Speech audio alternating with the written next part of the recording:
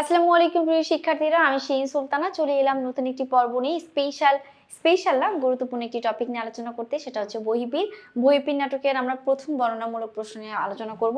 চলো দেখিনি। সূর্যাস্ত আইন জমিদার হাতেম আলীর জীবনকে প্রভাবিত করেছে কেন? সূর্যাস্ত আইন হচ্ছে যে আইনে জমিদারিগুলা নিলামে ওঠে বা জমিদারগুলা ধ্বংস হতে থাকে। যে আমার এই জমিদারটা নিলামে উঠেছে, মানে বিক্রি করতে নিয়ে যাচ্ছে আমি, যে যত টাকা দিবে আমার জমিদারটা তার কাছে সে নিয়ে যাবে। কিন্তু আমি যদি আমার জমিদারিটা ওই টাকা দিয়ে একটু বেশি দামে নিতে পারি, তাহলে হচ্ছে আমার জমিদারিটা টিকে থাকবে। এটাই হচ্ছে সূর্যাস্ত আইন। এইটা কিভাবে জমিদার হাতেম আলীকে প্রভাবিত করে? জমিদার হাতেম আলীর এই জমিদারটা ছিল রেশমপুরে এবং অনেক দিনের আগের জমিদার। এখন সে জমিদারটা রাখতে পারছে না টাকার অভাবে। সেজন্য পুরো নাটকটার মধ্যে আমরা তাকে খুবই নেগেটিভ দেখেছি, নেতিবাচক দেখেছি এবং মন খারাপ, হতাশ হতে দেখেছি। সে বজ্রতা করে তার ছোটবেলার বন্ধু আনোয়ারের কাছ থেকে টাকা ধার নিতে যায়, কিন্তু বন্ধু তাকে টাকা ধার দেয় না।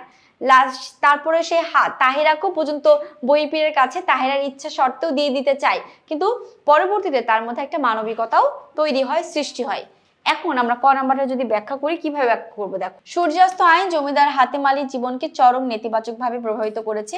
এই আইন অনুসারে তার জমিদারি নিলামে উঠলে তিনি সর্বশ্রান্ত হওয়ার সম্মুখীন হন। ব্রিটিশ শাসনামলে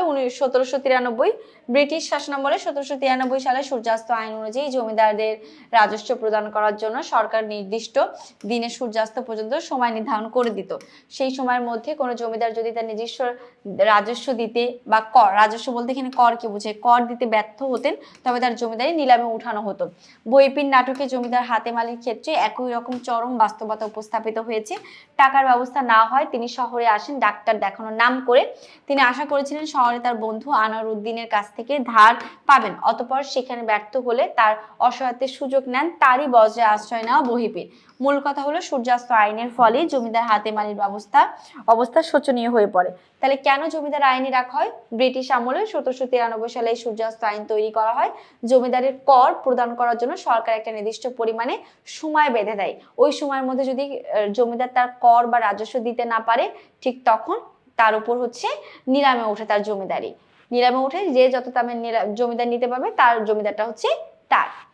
তো এইভাবে হচ্ছে হাতেম আলীর মধ্যে যে খুব খারাপ একটি সম্ভাবনা তৈরি হয়, সেটা কিন্তু আমরা দেখেছি, বা মন খারাপ হয় সেটাও কিন্তু আমরা লক্ষ্য করলাম।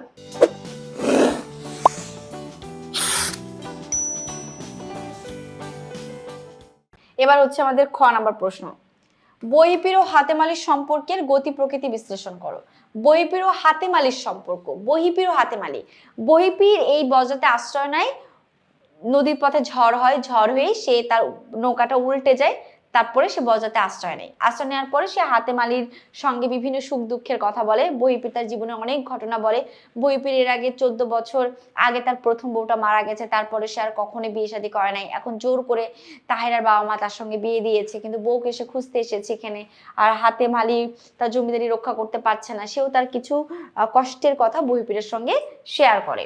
তো যদিও আমরা তাদের সম্পর্কের গতি প্রকৃতি নিয়ে যদি আলোচনা করতে চাই, তাহলে এইভাবে আমরা আলোচনা করতে পারি। দেখো, সৈয়দ ওয়ালিউল্লাহ বাংলা সাহিত্যের অন্যতম কথা সাহিত্যিক। নাটকের রচনায় তিনি যথেষ্ট মুন্সিয়ানার পরিচয় তুলে ধরেছেন। তার অন্যতম সাহিত্য কীর্তি বহিঃপীর নাটকটি গড়ে উঠেছে বাংলাদেশের প্রত্যন্ত অঞ্চলে জেঁকে বসা পীর প্রথা, কুসংস্কার, অন্ধবিশ্বাস নিয়ে। এর পাশাপাশি সূর্যাস্ত আইন অনুযায়ী চরম বিপদাপন্ন জমিদারের জীবন বাস্তবতা ফুটে উঠেছে নাটকে। নাটকের কেন্দ্রীয় চরিত্র বহিঃপীর ও জমিদার হাতেম আলীর পারস্পরিক সমস্যা ও সমাধান নিয়ে মুখোমুখি হয়েছেন। তাদের এই মুখোমুখি অবস্থানের স্বরূপ নিচে তুলে ধরা হলো। তাহেরাকে খুঁজতে বেরিয়ে ঘটনাচক্রে বহিঃপীর তার অনুচর, মানে সহচর বা অনুচর যেটাই বলো, হকিকুল্লাহ জমিদারের বজ্রে এসে ওঠেন।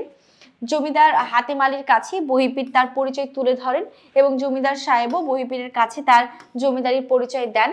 হাতেম আলী বলেন যে তিনি অসুখের চিকিৎসা করার কথা বলে শহরে এলো, আসলে জমিদারি রক্ষার জন্য টাকার ব্যবস্থা করতে এসেছেন তিনি, কিন্তু এটা মিথ্যে বলেছেন।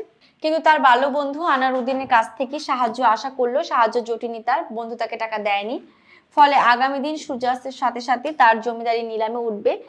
তার এহেন দুরবস্থার কথা জানার পর পীর সাহেবও তার বাইরে বের হওয়ার আসল কারণ হাতেম আলীর কাছ থেকে খোলাসা করেন। তিনি বলেন যে তিনি তার নববধূকে খুঁজতে বের হয়েছেন। তিনি অনেকটা নিশ্চিত হয়েছেন তার স্ত্রী তাহেরা জমিদারের এই বজ্রার মধ্যেই আছেন। পীর সাহেব তখন সমস্যা বিবেচনা করে উভয় সমস্যা বিবেচনা নিয়ে জমিদার হাতেমালি জমিদারি রক্ষার বিনিময়ে নিজের স্ত্রীকে ফেরত নিতে চান।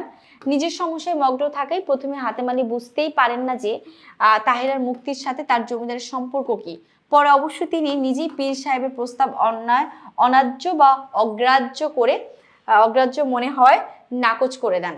আর তখনই তাদের গতিপ্রকৃতিকে একটু বাধা সৃষ্টি হয়। এই যে নাকচ করে দেন। তার পুত্র হাসিম তাহেরাকে পীরের কবল থেকে উদ্ধার করতে তাকে নিয়ে বজরা থেকে নেমে অজানা উদ্দেশ্যে বেরিয়ে যায়। পীর সাহেব ভাবতেও পারেননি যে বিপদে চরমভাবে বিপর্যস্ত হাতেমালির তার এমন মোক্ষম প্রস্তাব ফিরিয়ে দিতে পারেন। এরূপ এরূপ নিজের মানবিকতা জাহির করতে তিনি শর্তহীনভাবে টাকা দিতে চান। বহিপীর নাটকে বহিপীর ও জমিদার হাতেমালি নিজ নিজ সমস্যা নিয়ে একই সমতল অবস্থান করলো। হাতেমালির ন্যায়পরায়ণতায় পীর সাহেবের অন্যায় প্রস্তাব ব্যর্থ হয়ে যায়। সব মিলিয়ে নাটকের কাহিনীর উত্থান পতনে তাদের দুজনের পারস্পরিক সম্পর্ক ব্যাপক প্রভাব বিস্তার করে। তো প্রথম আমাদের বর্ণনামূলক প্রশ্ন আমরা আলোচনা করলাম। আশা করছি তোমরা সকলে বুঝতে পেরেছো। আজকের ক্লাসটি এই পর্যন্তই। সকলে ভালো থেকো, সুস্থ থেকো। আল্লাহ হাফিজ। আসসালামু আলাইকুম।